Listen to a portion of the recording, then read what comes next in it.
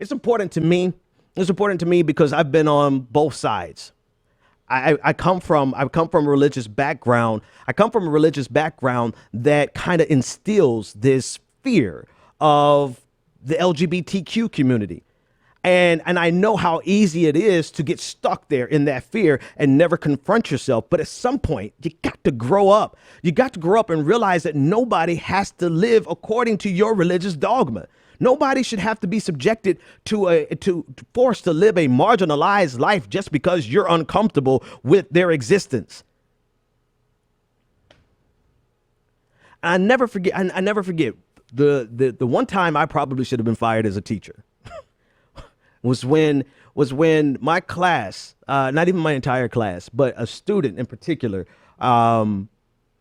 started to verbally harass a gay student in our classroom, and it just, I don't know, something snapped in me. Something snapped in me because here this kid is, doesn't bother anybody, doesn't do anything but does his work, doesn't get into confrontation, doesn't, and then you have this other guy who doesn't do anything but bother people, and he chooses to pick on the most helpless, vulnerable, marginalized person in the room to make himself feel like he was a man.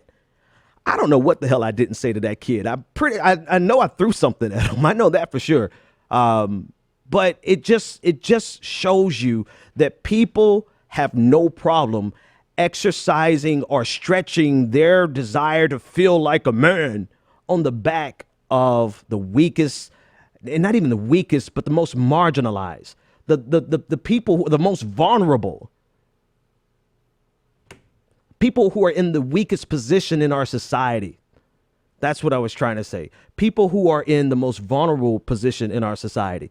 And you have people who are abusers, oppressors, who instead of fighting someone their own size, rhetorically speaking, they would rather fight and exercise. And this is what our government is doing. Our government is stretching their religious zealot legs.